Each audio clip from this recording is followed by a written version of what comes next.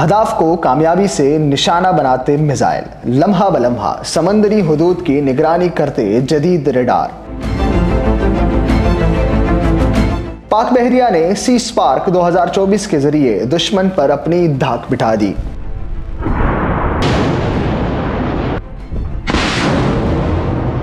बहरे अरब में होने वाली मशक के इख्तिताम पर पाकिस्तान नेवी के जहाज का शानदार पावर फायर का मुजाहिरा। FM-90 मिसाइल्स के जरिए सतह आब से फिजा में टारगेट्स को कामयाबी से निशाना बनाया गया। Commander Pakistan fleet vice admiral Faisal Abbasi खुद मशक देखने पहुंचे। पाक बहरिया की ऑपरेशनल तैयारियों पर मुकम्मल इत्मीनान का इजहार किया। तर्जुमान ने कहा कि पाक बहरिया अपनी समंदरी सरहदों को नाकाबिल तस्खीर बनाने के लिए हम वक्त तैयार है। लाइव मिसाइल फायरिंग का कामयाब मुजाहिरा हमारी दिफाई सलाहियतों का मुंह बोलता सबूत है।